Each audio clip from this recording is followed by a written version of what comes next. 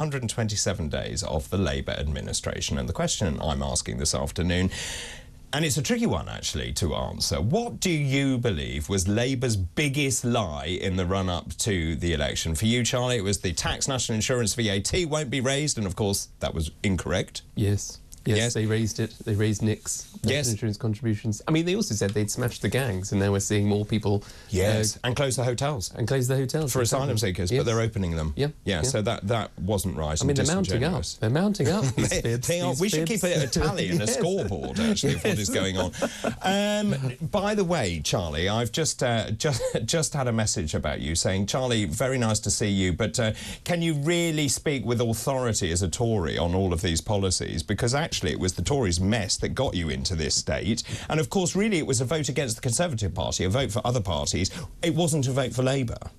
Yeah, and I think, look, no, that is absolutely a fair message to try and take on, and I won't try and bat it away sort of flippantly. I think, look, by the time the general election was called, which I thought was called at the wrong time, actually, as it happens, but there we are. I think... Well, and Sunak was told not to call it. Exactly. And I think there was too much politics that obviously gone on, too many chopping and changes of leader, too many failures to deliver in certain areas over too long a period of time, and that's why when it came to the election, and even when the Tories would say, look, you know, they had a plan to cut tax, all the difficult decisions that they made, they'd increase tax to the highest burden. It's gone up even higher now under Labour, by the way.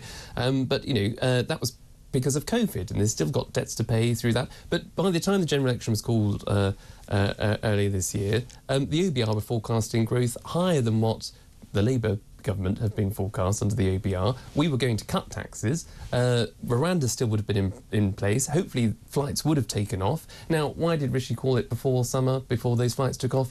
I can't answer that. I think he was concerned they would not take off. But also then you have to look at inflation, 2.3%. It was 1.7%. The other thing that doesn't add up is Rachel Reeves keeps saying there's a £22 billion fiscal hole, and yet her tax rises are £40 billion. Well, how do you square that? Because those two numbers are poles apart in terms of what they are actually making. Then, of course, people coming to the end of their fixed-rate mortgages, very concerned about that. We've heard from the MPC, we believe they will not be cutting rates as aggressively, and that is what people wanted. The price of fuel, by the way, that is also to do with this madcap scheme to get to net zero by 2030. I think what people around the country want is they want cheap energy and they want to be able to keep their heating on, and so pensioners don't freeze over Christmas. You're quite right, and it is, you know, as callous and crude as it sounds, it is effectively I was going to say pointless, that might be too strong a word, but, you know, to say that you're going to invest all of this extra money in the NHS and protect, at the same time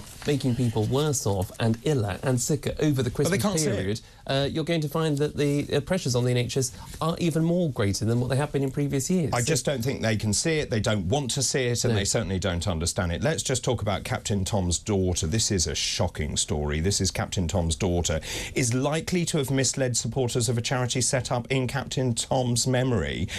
This is Hannah Ingram-Moore was branded disingenuous and misleading whilst running this Captain Tom Foundation.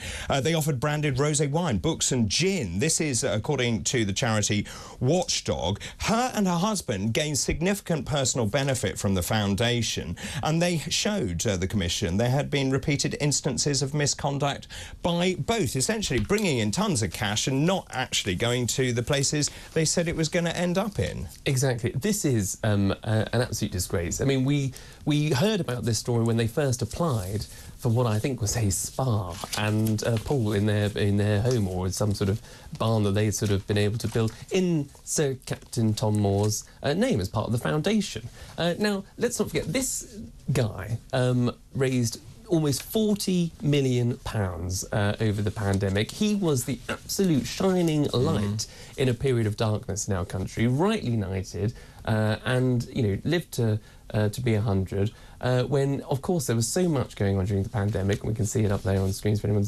that's watching, to have his daughter and her husband to then cash in on his name, which is exactly what they've done, where they tried to pay themselves an overinflated salary. They wanted a six-figure salary, and the trustees said, actually, no, that's a bit steep. You cut it down to about 85k. They then went on a series of global speaking arrangements, which they were paid an absolute fortune, which about 20%, as opposed to the 100%, which should be going to the charity, only was passed on. It is...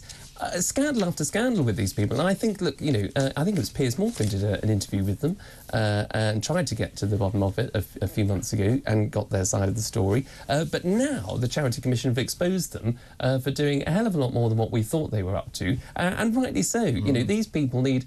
You know, frankly, if there isn't criminal investigation launched after this, I don't know what constitutes as a crime. I mean, it's just absolutely unacceptable, isn't it? Just very quickly, if I may, on a lighter note, there is an artwork, and obviously in these times of great darkness, this is a bit of light if you've got $6.2 million hanging around.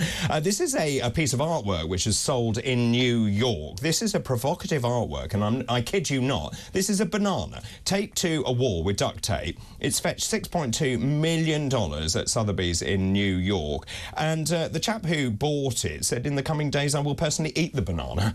As here it is, look, here's the banana with a piece of duct tape, $6.2 million US. Some people have got more money than sense.